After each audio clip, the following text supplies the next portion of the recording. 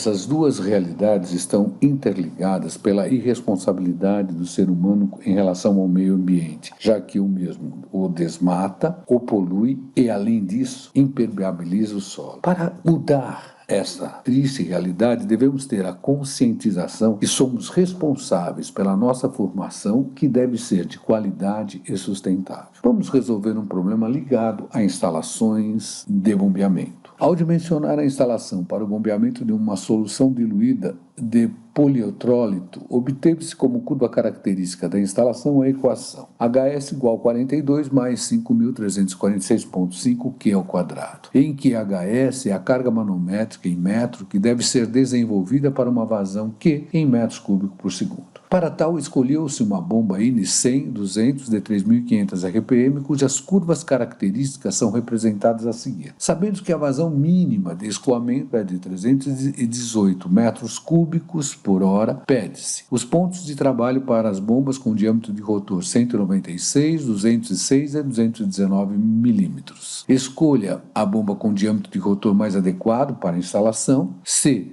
Sabendo que a massa específica da solução diluída de polietrólito é 997 kg por metro cúbico e que a curva apresentada foi levantada para a água a 20 graus Celsius, massa específica igual a 1.000 kg por metro cúbico, especifica a potência da bomba para o ponto de trabalho indicado no item B. Item D, sabendo que o NPSH requerido é de 2,8 metros e que o NPSH disponível calculado no ponto de trabalho da bomba escolhida é 3,8 metros, pede-se verificar a ocorrência ou não do fenômeno de cavitação justificada. Conhecida as curvas características da bomba selecionada. Então nós temos aqui a carga manométrica e aqui a vazão. Carga manométrica em metro, a vazão em metro cúbico por hora. Aqui nós temos o diâmetro do rotor, 179 milímetros, 190 milímetros, 196 milímetros, 206 milímetros, 219 milímetros. Aqui o rendimento de 47, 57%, 62%, chegando ao rendimento máximo de 82,5%.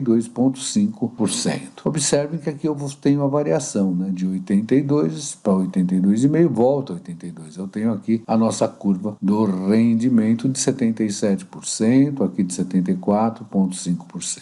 Todo problema deve ter um enunciado. Tendo esse enunciado, eu devo ler atentamente o mesmo. E me pergunto, compreendi o enunciado? Se eu compreendi, eu parto para a solução. Se não, eu volto e vou ler novamente, atentamente, o enunciado, até o ponto que eu o compreenda. Compreendendo, eu devo escrever todos os dados fornecidos, todas as perguntas feitas, devo refletir sobre os conteúdos teóricos envolvidos no problema, devo escrever, em função desses conteúdos, as leis e ou equações utilizadas para a solução do mesmo. Vou deixar todos os dados num único sistema de unidade e vou partir para a solução numérica. E aí eu devo me perguntar, respondeu a pergunta? Se não respondeu, eu retorno ao meu ciclo e refaço tudo de novo. Vou ler atentamente, vou compreender, vou escrever os dados e assim por diante. Agora, se ele já me deu a resposta, eu terminei a solução do meu problema. Vamos praticar isso nesse exercício que nos foi apresentado. Vamos evocar todas essas equações, a equação manométrica, aqui nós teríamos a equação do Venturi, o cálculo da carga total numa seção X, potência hidráulica ou potência útil da bomba, aqui nós temos a condição para não se ter o fenômeno de cavitação disponível, o NPSH disponível tem que ser maior do que o requerido, aqui nós temos a equação da energia para o escoamento em regime permanente é incompressível, carga inicial mais carga da bomba igual carga final mais as perdas. Aqui devemos lembrar que a vazão é velocidade média vezes a área, coeficiente de vazão real sobre vazão teórica, isso aqui ligado ao Venturi, e aqui o cálculo da perda de carga pela fórmula universal. Então, dados do nosso problema. Então, nós temos uma instalação que está bombeando uma solução diluída de polieletrólito. E é dada a equação da CCI. Está aqui a equação da CCI, 42, HS igual a 42 mais 5.346,5. Ora, a bomba que vai solucionar o problema foi dada e foi dada as suas curvas. Então, aqui as curvas da bomba selecionada, que é a IN 100-200 de 3.500 RPM. Importante eu relembrar que a vazão mínima de escoamento deve ser de 300 318 metros cúbicos por hora. A massa específica da solução foi dada, 997 kg por metro cúbico, e foi dito que a curva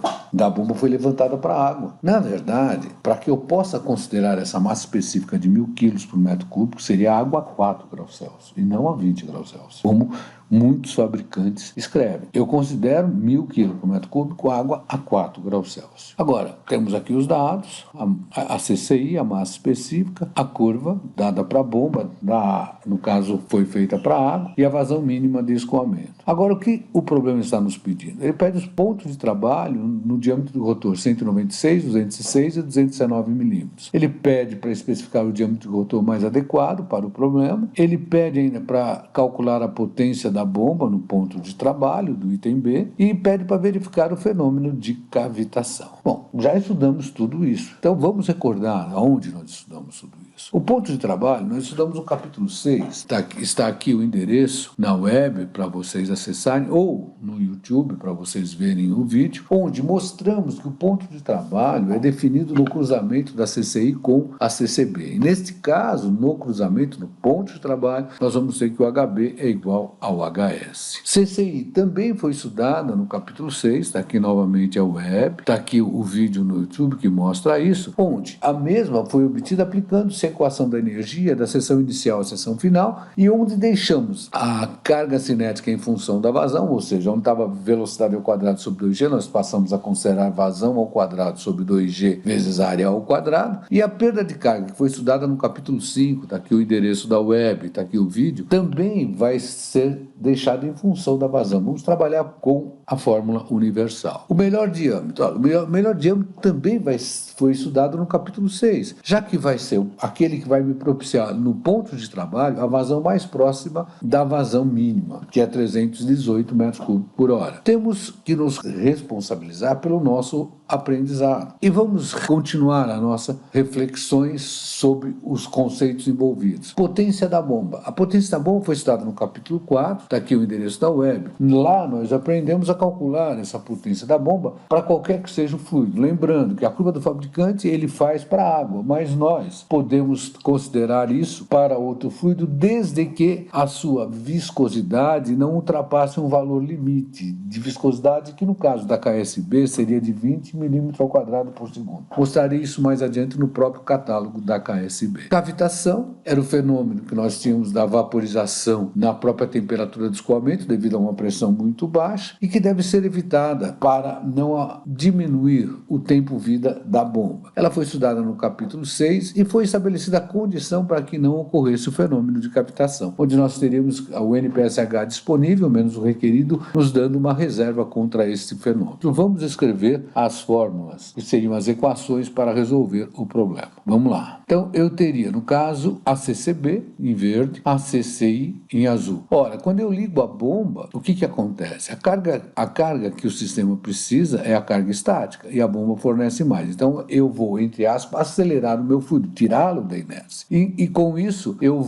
tenho a CCI na azul, a CCB em verde, e aqui no cruzamento eu vou definir o ponto de trabalho. No ponto de trabalho eu tenho a vazão do ponto de trabalho, o HB do ponto de trabalho, e também vou ler o rendimento no ponto de trabalho. Então, chegamos à conclusão que eu preciso traçar a CCI, já que no meu problema eu conheço a CCB e não foi traçada a CCI. Como é que eu vou fazer isso? Olha, eu tenho a equação da CCI. Eu vou atribuir valores para vazões e vou calcular o HS. Dessa maneira, eu vou ter HS em função da vazão e vou conseguir traçar a nossa CCI. Lembrando que esse primeiro termo, aquele que não depende da vazão, é a nossa carga estática. E sendo a carga estática positiva, eu já garanto que a minha instalação só irá funcionar se eu tiver uma bomba hidráulica. A potência da bomba vai ser calculada no ponto de trabalho, seria o peso específico do fluido que está escoando, vezes a vazão do ponto de trabalho, o HB do ponto de trabalho dividido pelo rendimento do ponto de trabalho. Lembrando que o peso específico vai ser igual a massa específica vezes a aceleração da gravidade. O NPSH disponível menos o NPSH requerido vai dar a minha reserva contra a cavitação. Então vamos resolver numericamente o nosso problema. Para isso nós temos a nossa CCI, HS igual a 42 mais 5.340 46,5 Q ao quadrado. Nós vamos atribuir valores para a vazão e vamos calcular o nosso HS. Então nós teríamos a vazão em metro cúbico por hora, 0,120, assim por diante, valores obtidos da curva da bomba. Vamos trabalhar em metro cúbico por segundo, porque a nossa equação exige que a vazão seja em metro cúbico por segundo. Para isso nós pegamos esse valor, dividimos por 3.600. Para cada um desses valores nós calculamos HS. Então para a vazão zero nós temos HS igual a 42, que seria a nossa carga estática. Dessa maneira nós temos os pontos. Aqui nós teríamos vazão zero, HS 42, vazão 120, HS 47,9 e assim por diante. Vamos unir esses pontos. Unindo esse ponto, nós vamos caracterizar a nossa curva característica da instalação, que vocês podem observar que à medida que a vazão aumenta, ela necessita de carga maior. No cruzamento desta CCI com a CCB, nós teremos o ponto de trabalho. Então aqui nós teremos o ponto de trabalho para o diâmetro de rotor 179, aqui para o 190, aqui para o 196 e assim por diante. Bom, agora nós vamos obter os pontos de trabalho para as bombas com diâmetro de rotor 196, 206 e 219 milímetros, que serão obtidos no cruzamento da CCB com a CCI. Então nós teríamos para o 196,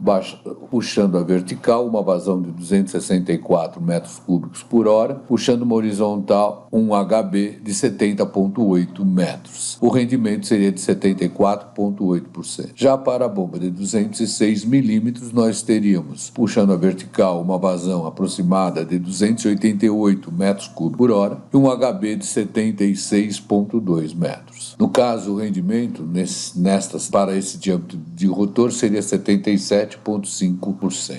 No caso da bomba de 219 milímetros, nós teríamos uma vazão de 312 metros cúbicos por hora e um HB de 82,2 metros, com um rendimento de 78%.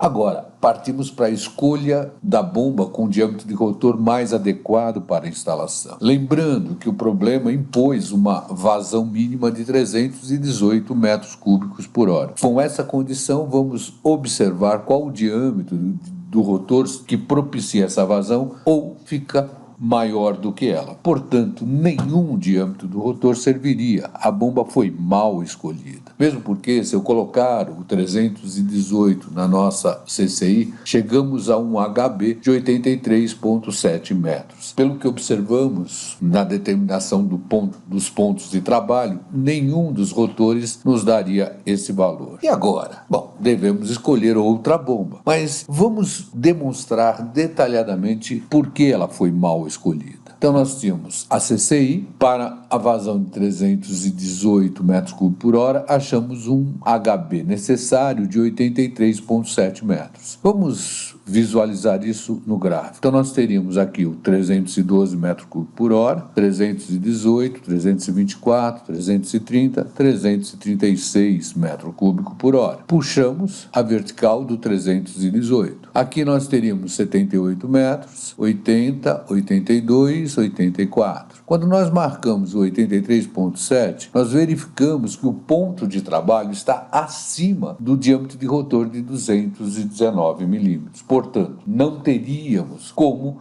corrigir, porque esse modelo de bomba, o fabricante pode fornecê-la variando o diâmetro do rotor de 179 milímetros até 219 milímetros. Então nós teríamos que chegar à conclusão que a bomba está errada. Partimos para um novo problema. Vamos ter que corrigir essa situação e buscar uma bomba adequada. Portanto, não dá para calcular a potência no ponto de trabalho, pois não existe esse ponto de trabalho para esta bomba. Verificação da cavitação. A partir daí, nós vamos supor que o dado do NPSH disponível esteja certo e calculado no ponto de trabalho da bomba escolhida corretamente, fosse também conhecido, no caso 3,8 metros. Nessa situação, nós teríamos a reserva contra cavitação, que é sempre calculada pelo NPSH disponível, menos o NPSH requerido. Então, ficaríamos com 3,8 menos 2,8 igual a 1 metro. Portanto, existe a reserva, e existindo a reserva, eu posso afirmar que para essa bomba, que foi escolhida corretamente, não é a que é dada no problema, nós não teríamos o fenômeno de cavitação. Bom, pessoal, qualquer dúvida, entre em contato com o raimundo.ignacio@escoladavida.em.br. Em vídeo próximo, estarei completando esse exercício e escolhendo a bomba adequada. Até breve.